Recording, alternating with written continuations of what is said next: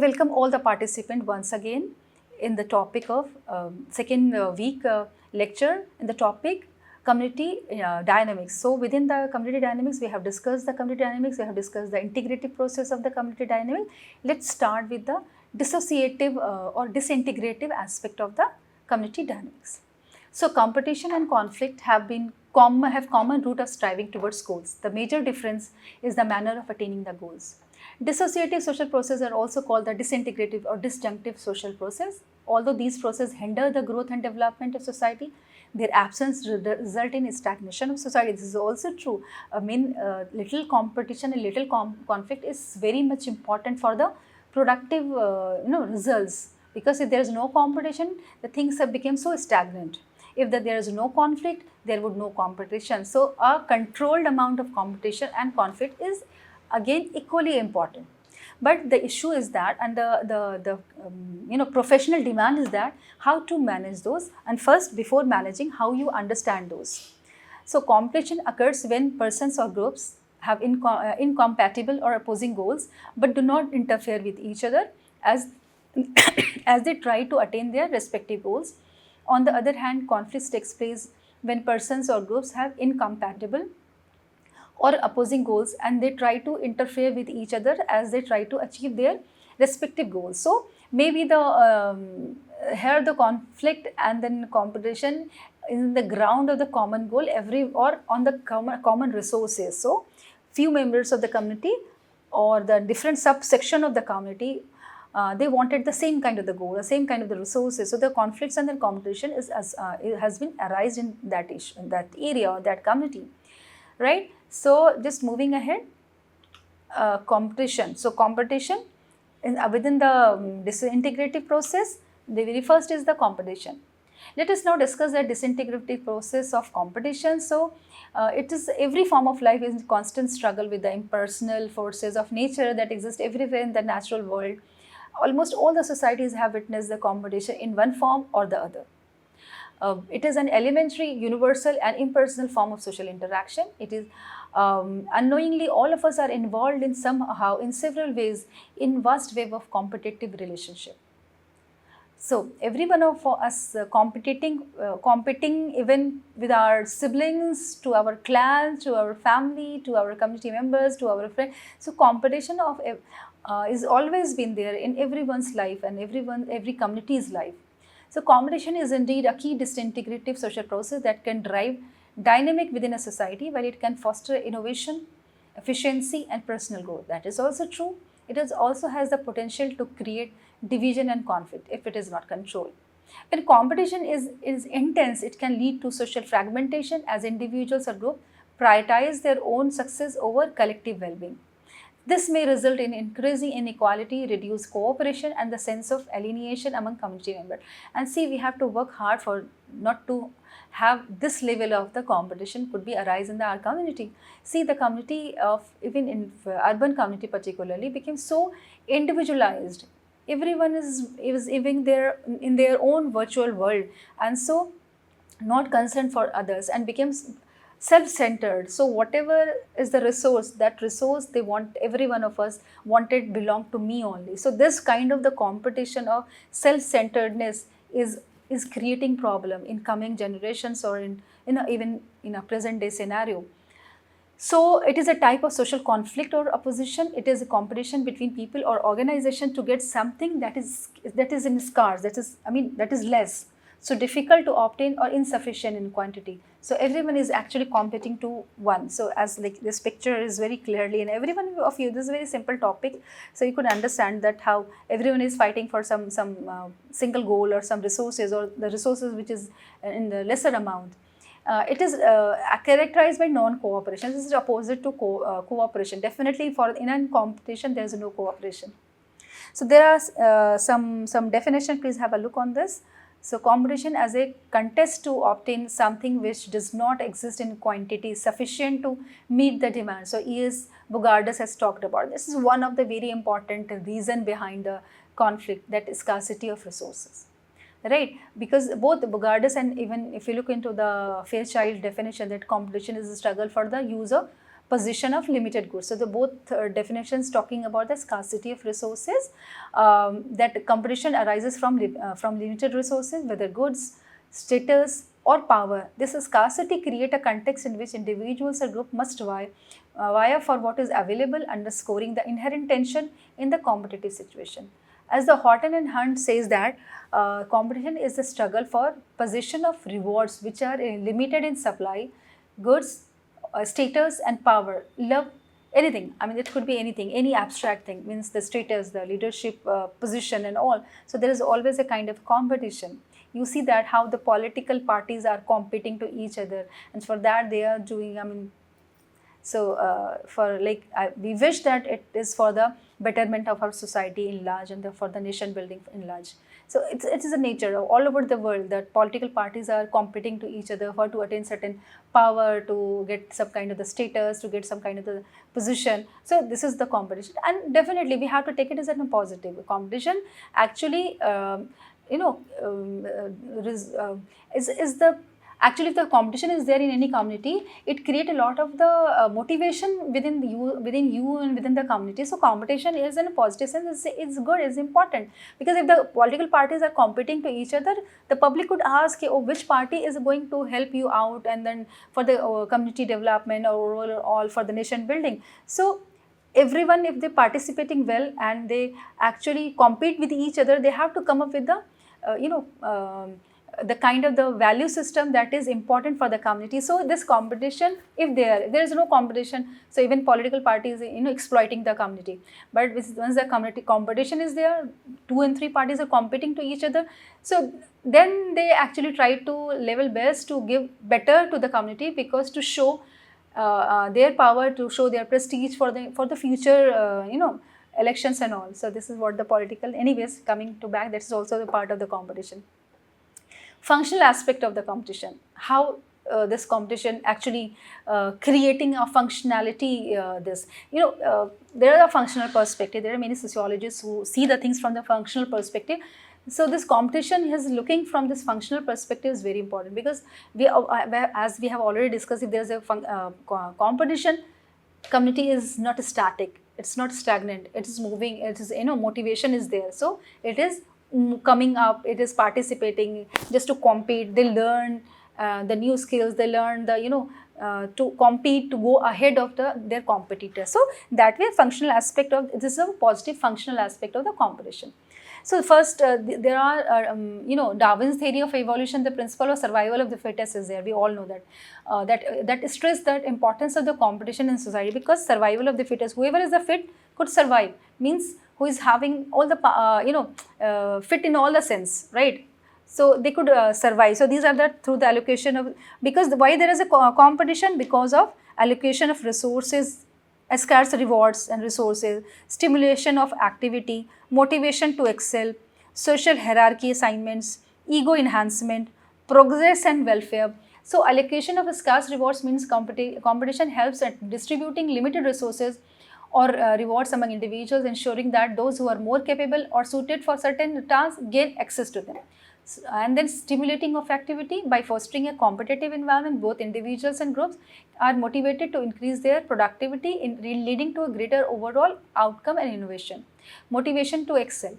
Competition encourages individuals to strive for their best, and they have to learn the skill to get, to be excel into that. Social hierarchy assignments. It plays a crucial role in defining individuals' position within a society hierarchy, influencing roles and responsibility based on performances and capabilities. If it is so, then definitely this social hierarchy is going to be a positive result for any community. Ego enhancement. Success in any kind of the competition that can boost your self-esteem and ego, contributing to personal satisfaction and identity. Please don't misunderstood with here the ego, the term usually we called. Here it's about the self-ego, it's about the self-identity, it's a psychological aspect, right? It's how you have developed your self-esteem, self-ego, and so if you actually excel and succeeded in any kind of activity, or you get that certain goal which you were actually competing for. Progress and welfare. Ultimately, competition can drive societal progress by promoting efficiency, innovation and adaptation, benefits the community as a whole. So here are some characteristic of competition, like it is a universal process, it's a continuous process, it's impersonal process, governed by norms. Competition is impersonal struggle. It is conducive to progress. It is unconscious. So competition is a universal and continuous process that prematures or permeates various aspects of life, and it's actually the prerequisite for many aspects of life, driving individuals and groups to strive for limited resources and recognition. As an impersonal struggle is often occurs without personal and governed by societal norms that shape acceptable behaviors and expectation in competitive context. This process not only motivates individuals to enhance their performances but also fosters innovation and progress within society. Furthermore, competition often upholds unconsciously as people engage in it instinctively, responding to the pressure and challenges of their environment without always being aware of the underlying dynamics at play. Overall, competition plays a crucial role in shaping social interaction and deriving collective advancement. Now, the next dissociative dynamics is what? That is conflict. So, when competition became unhealthy and unfriendly, conflicts arises for sure.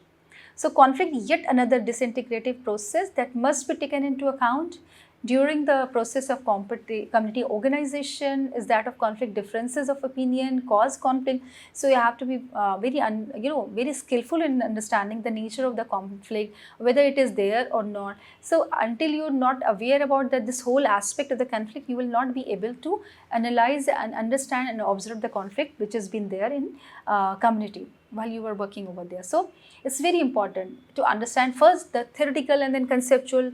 You have to be clear on this aspect of the community. Since the beginning of the time, conflict has existed in human civilization as a conscious manifestation of disintegrating social process. Conflict as a process is holistic and personal in contrast to competition, which is unconscious, disintegrative but non-violent process. That is what competition, but conflict is considered to be somehow, somewhere as a violent. We as a community worker always be very vigilant and sensitive to the potential conflicts of the community throughout the community work. We should always follow the no harm policy, that we have to understand the conflict, we try to resolve the conflict, but it should be going with the no harm policy, that no one is going to be hampered, no one is going to be impacted, and no program is going to be hampered in the community. So here are some definitions, like as the Kingsley Davis has said, the conflict as a modified form of struggle, that we have already talked about, that conflict is a one step ahead of the competition. So that is what the struggle. McIver and Page says that social conflict includes all activity in which men contend against one another for any objectives. So here again the same kind of the definition. Conflict is an opposition or struggle involving an emotional attitude of hostility as well as the violent interference with the autonomous choices, as Majumdar has said. So as if you look into the McIver and Page definition, their definition highlights that social conflict encompasses all activities, whether where individuals contend against one another or various objectives, ranging from resources to power and status. This broad view understands that conflict is not limited to overt hostilities, but include a wide array of competitive interaction that shape social relation. If you look into the Majumdar's definition, he emphasized the emotional aspect of conflict, defining it as an opposition that involves hostility and can lead to violent interference with individuals' choices. This perspective adds depth by acknowledging the psychological and emotional dimensions of conflict, suggesting that the underlying feeling can escalate struggle into more serious confrontation. So we have to look into that before that it happened. So Kingsley Davis' definition is a very crux definition as a modified form of struggle. So suggests that conflict is not simply a straightforward battle, rather it is an evolution of struggle that incorporates social norms and context. This implies that while the essence of conflict may evolve or involve competition and opposition, it is also shaped by societal factors that influences how and why conflict arises. Together, these definitions illustrate that social conflict is a complex and multifaceted phenomena involving competition for scarce resources, emotional undercurrent, and the influence of the social structure. So understanding community is so much important if you analyze all these definitions. Characteristic of conflicts. So it's a universal process, it's a conscious process, it's a personal process, intermittent process. Conflict is violence based. So universal process, that we all know that it's inevitable, it is being present in every society. Conscious process, unlike competition, which is an unconscious process many a time. The process of conflict is conscious one. You are very much aware that you are in conflicting relationship with whom, right? So same way the community is aware about that, which community is in conflict with with another community and which community. It is a deliberate act by the people involved in.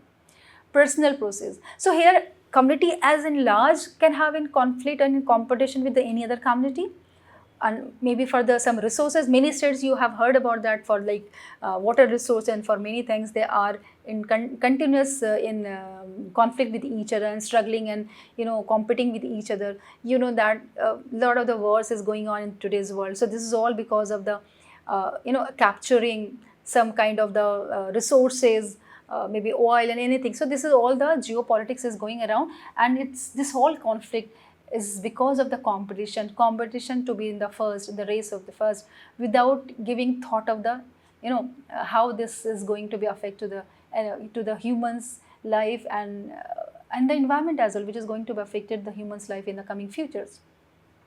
Anyways, coming back to this whole geopolitical things, to the conflict at the very ground level. So conscious process, unlike competition, which is personal process. The process of conflict is also personal in nature. The conflicting parties are aware of each other at a personal level and aim to cause maximum loss to each other. That is the worst part of the conflict, that you actually not in the stage of the win-win, rather you will-lose, that you try to win and the other party should lose. So then this is what the highest level of the competition. Intermittent process is like, unlike competition which is a continuous process, conflict is not a continuous but an intermittent process. Conflict can be seen as taking place all of a sudden and end in the same way. Means it erupts and it goes, and maybe some hidden conflict is there, and sometime the same situation arises, the conflict again comes. So it is like intermittent, with some periods of time it comes and goes, comes and goes. Struggle is what, it's a competition rather, it's a continuous process, because maybe for someone it's the whole life's competition is there. But a conflict is sometimes for someone is like for whole life, but overall the degree of level of this conflict has been reduced with some certain period of time with the as the years passes by and the days passes by. So conflict is a violent based. Sometimes conflict takes the form of violence, we all know, and violence is harmful to the growth of any society. Even the society who are actually winning, they also lose something. We all know about that, how this the story of Ashoka, and also after the winning of the Kalinga, he had that pain that he saw that the loss of the human's life from both the parties. So it's like conflicting is a violence based. Definitely, if it goes beyond the limit, beyond control, and it is out of control, so it is going to be violent in nature. And as an workers, as a community worker, as a good citizen of this country, we have to look into this, that any kind of the conflict is nature. So no, ethnocentrism has always been there. My culture is better than your culture. My community is better than your community. But we have to be more going with a more humanistic approach, that we have to look into that. It should not be going beyond certain limits. It has to be some limits to control, so that we can think about a good and positive outcome for any community. So now let's talk about the causes. What are the causes and factors of the conflict? The significant causes, as Sigmund Freud and some other psychologists says, that the innate instinct for aggression in man is the main cause of conflict. If any one of you have heard about and read the Sigmund Freud, he mainly talked about the id, ego, superego, right? So I'm not going to detail in defining that. So you please may study Sigmund Freud. It's a beautiful theory because it's a psychological theory. But the gist of here is that every human being is having id, ego, superego. So that id is what the desire to do whatever you want. So that is the thing. Another psychological theory, that's Jung's conceptualization, where he talks about that human personality and then archetypes like the anima, animus and shadow.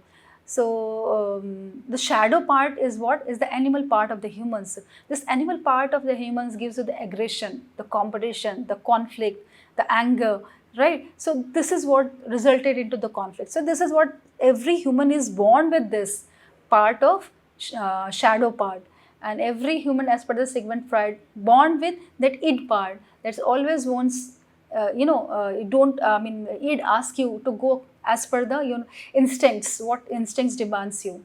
So conflict is one byproduct of this whole psychological aspect of every humans. So significant causes are individual differences, cultural differences, difference of opinion regarding interest, social changes. So these are the some causes of conflict. Moving ahead, sources of conflict. Some scarcity of resources, as I have already told you, conflict may arise due to the anticipation of trouble. I mean, you feel that, okay, something is going to be happening. This particular person is going to be, problematic for your community, and this particular things is going to be hampered to the overall community and for to you. So, in anticipation of trouble, you actually started, conflicting with the other party.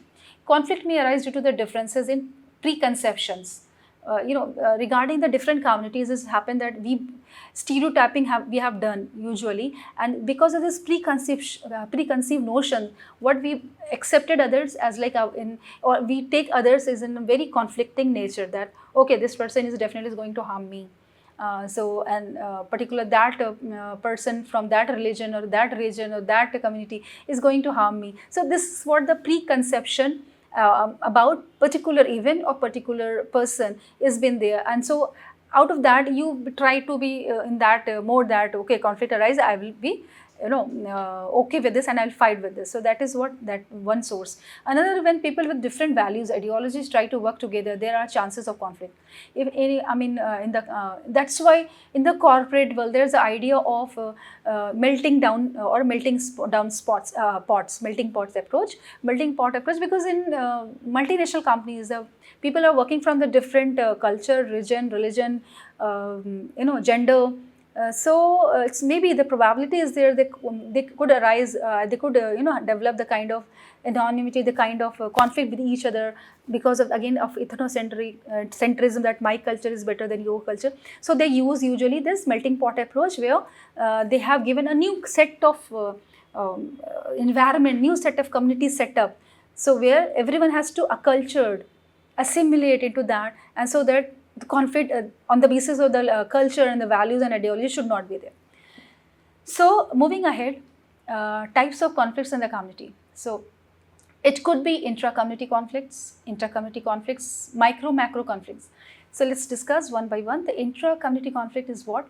These conflicts happen between and among two or more inhabitants of the community. Certain example of this category of conflicts are disputes over land and resources ownership. There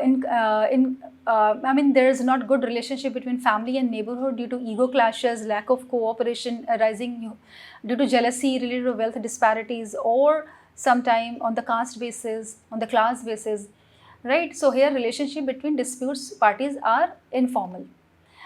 Next is inter-community conflicts. Inter-community conflicts means these conflicts are between social groups of the community with formal services provided, like local government or civil society bodies, for instance, exclusion of certain groups, say like Dalits, of the community from provision of benefits of developmental schemes may result in conflicts. Or maybe some political party comes who supports Dalits and they are not giving any benefits to the rest of the community. It could be possible. Micro-macro conflicts like there when disputes occur due to the macro level changes in policies, international convention of treaties resulting in deprivation, poverty and marginalization of certain vulnerable groups in the community. For example, liberal economic policies may impact small scale and domestic industries like handloom workers, resulting loss of livelihood options, and that's kind further enhance the poverty condition. So this micro-macro conflicts is somehow is very important to analyze. This is not so appeared, it's not micro-macro conflicts is not appeared in a very short period of time. Rather, any kind of the macro policies counts, and that is going to affect to the at the micro level. Maybe any kind of the policies try to be beneficial for every one of the community, but many a time it happened that it is beneficial for few communities, but it is not going to give benefit to other communities. So it is what the macro policies may affect to impacted positively to some community, but it is not impacted to the few communities. So that is what the few communities at the micro level. So micro this conflict is there. What I've already said, that this may not be very obvious. It's not very easily you identified, but it is there, right? Because somewhere it is hidden in the community. The feeling of this kind of things is there within the community, and that need to try to being participating in the community work, you try to take out if any kind of such feeling is there. Inter-community conflicts, as I said, intra-community, within community, inter-community between two communities, right? So this all the part of the community conflicts are there. We have to be very aware about, and we have to understand the root causes of this. We have to understand the related dynamics of that, maybe the politics, maybe the power structure, maybe any kind of the competition, maybe that it lies into some structural aspect, to some cultural aspect. So you have to be very keen enough to understand the factors behind these kind of the different types of the conflicts of the community. So with this, I just conclude my this lecture after this two sessions on the same topic, that is about the community dynamics. In the first part, we have discussed about defining the community dynamics, and we discussed about the process and then structure aspect of community dynamics, as well as we also discussed about the integrative set of community dynamics. And today in this session, we have discussed about the disintegrative aspect of the community dynamics, that include competition as well as the conflict. I hope you understand this. This is very important. Topic is so easy, but it's very important to analyze and realize while you are working into the community. That is somehow is very tricky. So I would like to conclude my lecture by this, that a sophisticated comprehension of these processes, acknowledging both the uniting and dividing elements of at work, is necessary for successful community development. By taking care of these, communities may increase involvement, promote sustainable development, and strengthen their ability to withstand internal and external changes, guaranteeing stability and development. Thank you so much. So these are some references of last 2 days of presentation.